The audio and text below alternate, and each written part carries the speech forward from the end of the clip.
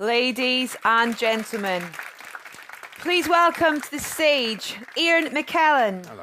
Andy Serkis, Richard Armitage, and Martin Freeman. Hello. Thanks. Hello, sir. Are you sure? Thank you all for being here in front of this very excited crowd here today at the Apple Store. Where to start? Martin, can we start with you? Yes. Is that okay, please? Yes. This is you giving your interpretation of Bilbo. Yeah. You were given that, the chance to show us this gentleman that we know and love already, but in a younger life, sort of thing. Yeah. Was there an element of you being allowed to bring that to life and inject how you saw him into it? Yeah, definitely. I mean, it was all that. Pete expects you to come with what you've got to bring, and he expects that with all of us. And it's, as usual, it's a collaboration between what he thinks, what you think, and what Tolkien has written, and what the adaptation provides. So I felt I had very free reign with it, but at the same time, of course, as you say, it's partly been established cinematically before by Ian Holm. Years before, so I looked closely at what Ian did. I rewatched the films with great pleasure, actually, and just pressed pause and rewind on Ian Holm's bits. I just saw what I could use. I mean, just what is useful and what is playable. Yeah. I wasn't going to tie myself up in knots, thinking I've got to do every single thing with a view to how Ian Holm would have done it. But if there are little vocal ticks or physical things that I can throw in there to kind of let the audience think, okay, this is the same person, then I was able to use that. Was it quite weird watching those, knowing that you were about to enter that world in a way as well, in terms of... Yeah, I guess so. I mean, I honestly think they're so strong as films, and they do their job so well in sort of transporting you that even at that stage I wasn't kind of freaked out. I genuinely wasn't freaked out by the thing of I'm going to be in it. It was just like you lose yourself as a punter, and I watched Return of the King yesterday, all 4 hours of it, just for pleasure. I did. I honestly did. Yeah. Yes, because I knew I was seeing Peter and I wanted to suck up to him. But no, I genuinely, because my son said, "Can we watch Lord of the Rings?" I said, "Yeah, which one?" And I just, because I like that one because it's got how we see how Gollum becomes Gollum at the beginning, and I really like that. Speaking of which, there's an amazing scene with you two in this. It's quite spectacular, and you did this as one scene. It was the first thing you shot. That's right, isn't it? Yeah, that's right. It was the first. In fact, it was the very, very first day of 276 days of shooting. Pete thought it'd be a good place to start. It's the riddles in the dark passage from The Hobbit, and we did exactly that. We treated it like one continuous piece of theatre. So Martin was exploring the world of playing Bilbo Baggins, and Pete thought it would be cool for the crew to settle back into the Middle Earth experience with that very, very intense scene, and so we just basically over the course of about 10 days we filmed. We sort of literally started and went to the end of the scene, which is about a 12-minute scene, just time after time, and Martin, it was a fantastic way of working. Actually, it was really thrilling. Yeah, it was lovely. It helped me discover who Bilbo was. And because you're playing Bilbo in a life and death situation, and that's it's a more interesting way of finding out who he is than a sort of city down scene. This was like him in extremis, and it's a good way to find him. Peter Jackson said it was so important to him because this film also brought back characters that we've seen, yourself obviously, and Gollum as well. But he said if you weren't willing to come back, he probably wouldn't have directed the film. That's not what he told me. When we were doing negotiations, I wrote. I very well remember the email which made it very, very clear that John Hurt was standing by, and a lot of other actors who could have played Gandalf. But anyway, well, that's very sweet of him, and I know. Equally, I could say that I wouldn't have come back to play Gandalf if Peter Jackson hadn't been directed it, but that's not true because I was very prepared to do it with Guillermo del Toro. Richard, for you, what was it like stepping into this, this world that there was family there already in terms of going across to New Zealand and becoming part of this, but in terms of bringing Thorin to life? I mean, it was amazing, and I was a fan of the books and the trilogy So to go to New Zealand with all of that trust already in place was brilliant, and all of his crew come back and work with him time and time again. He inspires loyalty in everybody. So I kind of took a bit of that for my character. But yeah, it was thrilling, and we really were made to feel so welcome and part of his family. You couldn't have picked a taller man for a dwarf as well. I know, you? that's what I said on the phone when they asked me to come audition, yeah. Right, we're going to throw out some questions, and we'll come back and get those clips when they're ready. So who has a question in our audience? Young man right there with a great scarf on. How difficult was it getting the height proportions correct? Who's that question to? Anyone? Getting the height proportions correct. How Well, it can be absolute misery because there are various ways of doing it, but the most extreme way of doing it is for the actors who have to be taller to be separated from the actors who have to be smaller, and you're in different parts of the same studio with a camera photographing each of you, and which means that the actors can't see each other's faces and have to have the other person's words coming through an earpiece. And I think all actors agree that they're only really happy if they're able to look into the eyes of whoever they're acting with, and so things can be spontaneous, and that's what you want in a film. So a lot of imagination had to go on, and it really did stretch your technical ability. It's not always as bad as that, but that's not easy at all. I didn't find it. Next question, please. Lady there with the... This is a question for Andy, and I absolutely loved your book on being Gollum. I've read it about 5 times. I read it for the first time when I was about 12 and got told to stop rereading it. But I was just wondering if you would ever write another one, maybe from the perspective of being a second unit director, because I would love to read that. Wow. Yeah, I mean, that was an extraordinary... Yeah, I mean, just for those of you who don't know, a big surprise, or part of my unexpected journey, I had to get that in, but sorry, it's really tedious. I have said that a few times. But no, it was...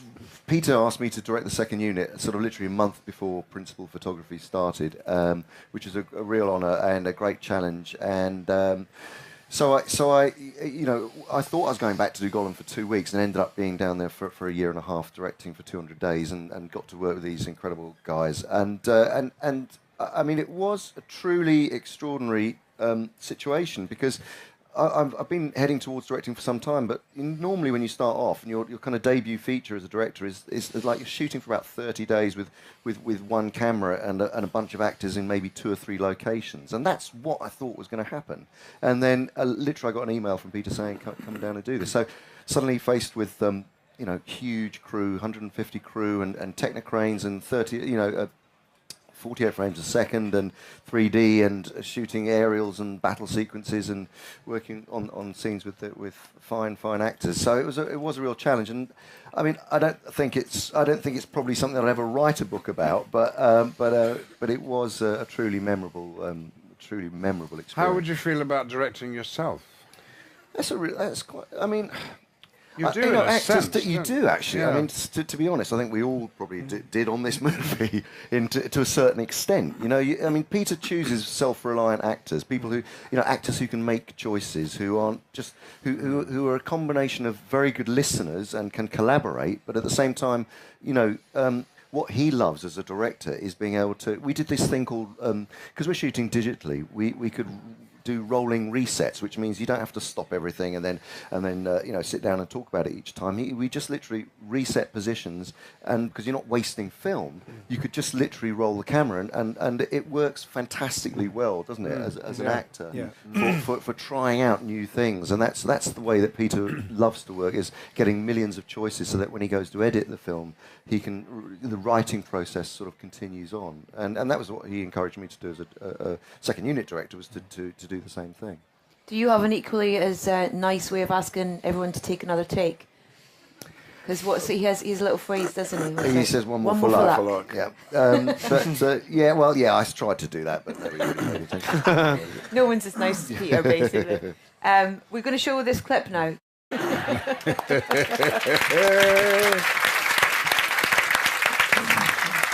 You really play on that.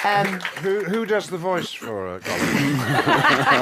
I know this old guy who hangs around King's Cross Station. You really play on that kind of that double thing in this, and it's brilliant to watch kind of unfold.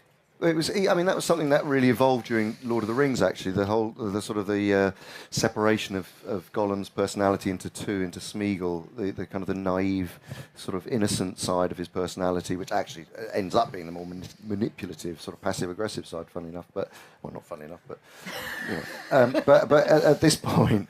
Because in the book of The Hobbit, in fact, it is just Gollum really, but we wanted to keep that so that when Bilbo comes along and comes and meets him for the first time, he's faced with this dual personality, which would provide more, more confusion and more weirdness than if it were possible. Let's get some more questions. Let's go over this side if there's anyone over there who wants to.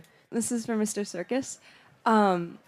I just watched a video where you explained motion capture technology a little bit, and it seems like you've kind of become an expert in that area. Was that a decision for you to take those kind of roles, and is there anything you like in particular about it? When we finished Lord of the Rings, I fully expected just to return to traditional acting, and I thought that would be the end of it, because there wasn't I just thought, in a way it was weird, I just thought that technology was invented for that role. It didn't really occur to me that there would be anything else beyond that. But literally on one of the last days of doing the reshoots on Return of the King, Peter asked me to do King Kong, and I was just like, are you kidding? So that then opened up, and once that was a real watershed kind of moment, because I realised actually that this technology could be used. It's such a liberating tool for actors. It enables you to, you're not dictated by your own physical size or shape or colour or whatever. You can play anything. This is a liberating tool, and that's why I love it, and that's why I've become really so adamant about sort of propelling it forward as a. It's because it's not really a type of acting. It's just it's a technology which enables you to play many different roles, and that's what I've fallen in love with about it. Is that it's really about creating an inner life, which is what we all do. It's just a different way of manifesting it on screen. So yeah, I'm all for it. Next question, lady down in front. Yeah. This is for Martin. I was just wondering what the most rewarding and most challenging thing is about filming in New Zealand. Are you from New Zealand? No, I'm from Australia. Okay. The rewarding thing. It's not a serious question, is it? The rewarding thing is that it's very beautiful and it's very easy to work. They make it easy to work there. They're a very friendly bunch. It's familiar for Brits as well, because it's quite Anglo in its feeling. The challenging thing is just logistically, if you're not from the Antipodes, then it's a long way, So the challenging thing is being away from your family and home for 18 months, give or take. But yeah, that was all. And also the fact that no one can dress up ever, It's all rugby shorts and jandals, man. It's just too much. Wear a pair of shoes occasionally, please. Just get the laces in, something, That would be the challenging bit, but the positives way outweighed the negatives. It was a very, very welcoming, genuinely welcoming place to work. And also people want to know that you're enjoying it, don't they? I've never been asked in my life as much, how do you like our country? They want to make sure that you're having a good time in their country, which is very sweet. And it's a case of kind of Peter's got this setup now over there that you literally walk in and he has everything there that he needs for these incredible productions. It's all set up and ready to go. Yeah. He's got his own little kingdom there. Yeah, yeah. Jackson Kingdom. Next question, please. Lady, should we go this one first, then you can pass it back to that lady there. Hi. Jumping ahead from the movie onto the DVD release. One of my favourite things about the original trilogy is the cast commentary with the Fellowship and some of the other cast members. Can we expect commentaries from the entire company of dwarves? Richard. I have to be honest. My contribution to the on-set photography in that way was probably I was a little bit reticent about it. I find it difficult to not talk to a camera as Thorin, but yeah, you'll certainly get an awful lot from most of the dwarves. That's what I'll say. It very much felt like a kind of friendly gang mentality between you all. Yeah, I mean, we went through a boot camp for 6 weeks of training, of learning how to move like dwarves and fight like dwarves. One of our stunt team was like a champion wrestler, and I remember going through this whole period of like wrestling with each other and finding a kind of physical language, which actually you see in Bag End when, maybe you guys haven't seen the film, but Dwalin and Balin meet and make contact in a certain way, which you'll see when you see the film. But that came out of an improvisation of wrestling, and so yeah, the bonding was great and happened on set and off set as well. One of your fellow dwarfs was saying today that it got to the point where, because you spent so much time in makeup and in character, when you were not in makeup and in character, you kind of didn't recognise each other. Yeah, I mean, who's that again? It's true, and I used to kind of cycle into the studio and walk through the gates, and they'd always ask me for my ID because I guess the crew don't recognise you because they only see you in that get-up, and I kind of like it though. I thought it was good. I liked the transformation, and it's good. Okay, you got the microphone? Yes, go for it. This is for Richard as well. I remember reading that you once said you often give a bit of yourself to a character. Do you think, as different and as varying as your range of characters that you so far have played have been, do you think you've taken a piece of each of those characters to play Thorin as probably one of your biggest roles so far? Yes, I think so. I think that everything you do kind of leads up to the moment that you're in, and you do go back, and I look over past work that I've done, and it all kind of adds to the same marinade that you try and bathe the character in. But with this one, I found his kind of cantankerous nature the most challenging because I wanted him to be appealing to me, and I found myself in the book for a while disliking him, and I do think Tolkien rolls his eyes at him occasionally because he does go on and on and on, and he's very verbose. But we worked to try and find likable aspects of him. But yeah. Next question. Yes, I have tried to see and look for all the trailers, scenes I could. And the one that was really impressive for me is when they're in the Bilbo house and Gandalf introduced Bilbo all his new fellows for the journey. So, Ian, I would like to know how did you manage to remember all those names? Yes, and I did learn them. I'm not sure. I could rattle them off. I won't bore you with that. But what would be difficult would be to remember who played them as well. I mean, the characters are easier to learn than the actors' names. And the scene in which the scene you're talking about when Gandalf is counting off the dwarves, it was my suggestion actually. I said I think the audience is going to want to try and identify who these guys are. They've met them once, but wouldn't it be good to repeat it again? And we do it another time in the movie as well, which you haven't seen. There we are. That's all I've got to say about that, I think. We'll show that other clip right now, actually, because it's a good example. Brilliant. It's a great lead-in. Okay. It's a great example of them all being together in Bilbo's house.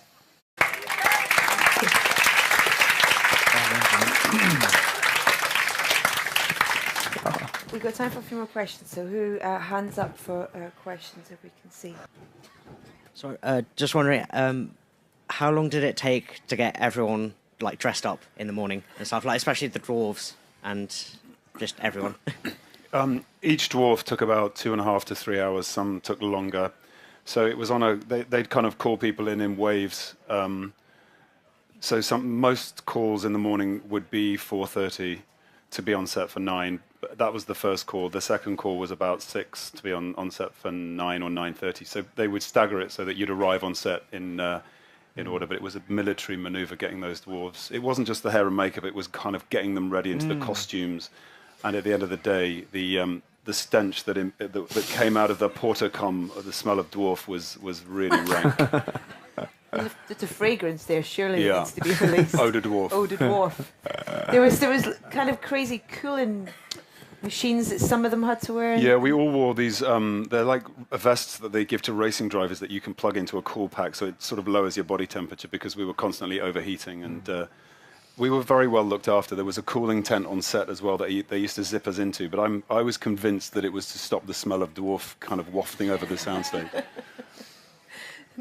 Next question. Right. How did the director make you feel at home without the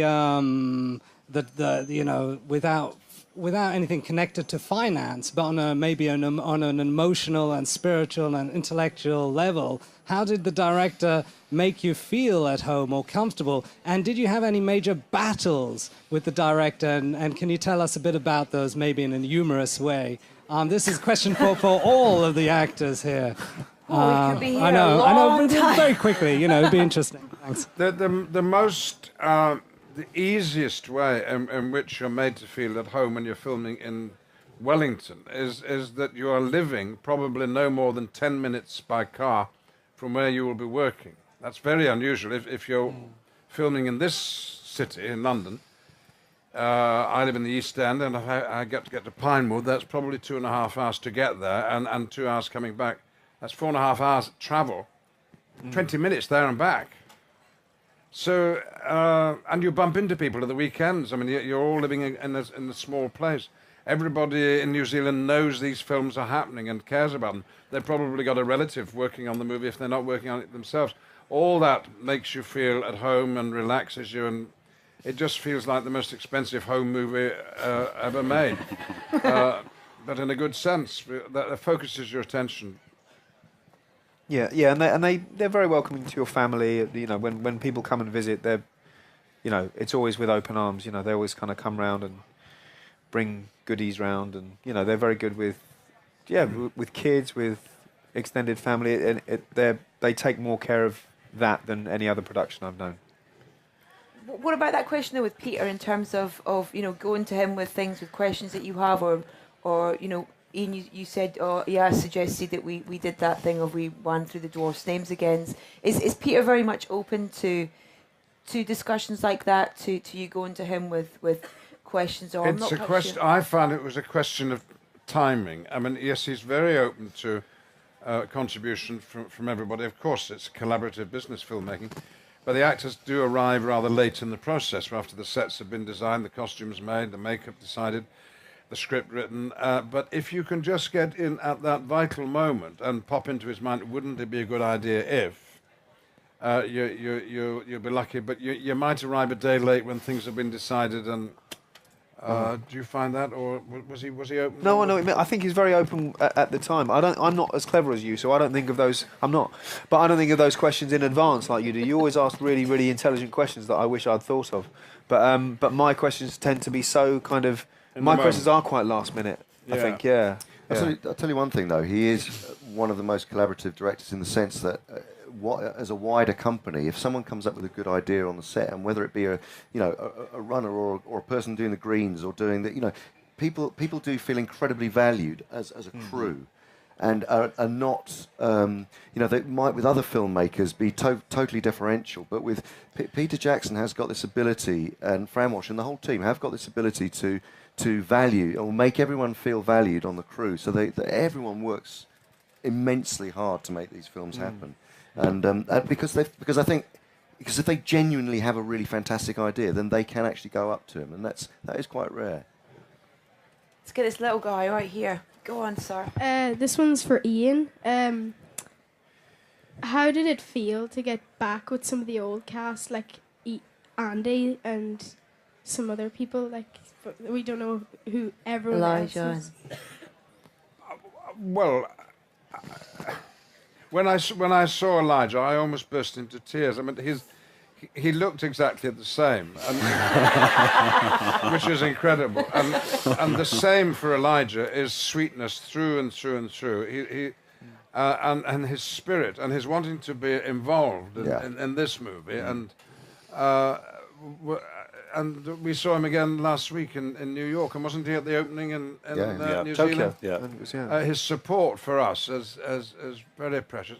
We never got to work together, which is a great pity, the old team. But the one member of the old team who I got to re-meet, well, actually I didn't meet her at all. I met her at a party. It was Kate Blanchett.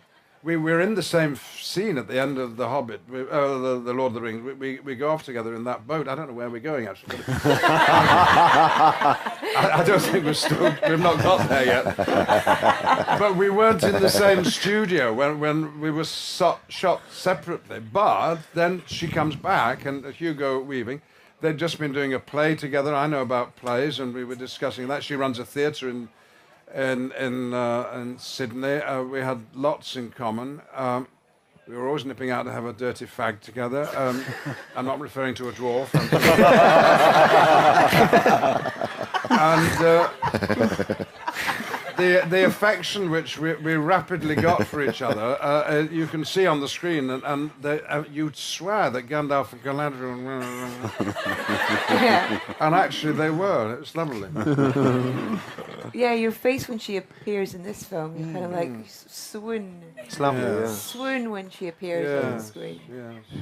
Was there obvious points for where each film was going to, the first film was going to finish and the second film was going to start, in terms of how Peter and his team decided on that?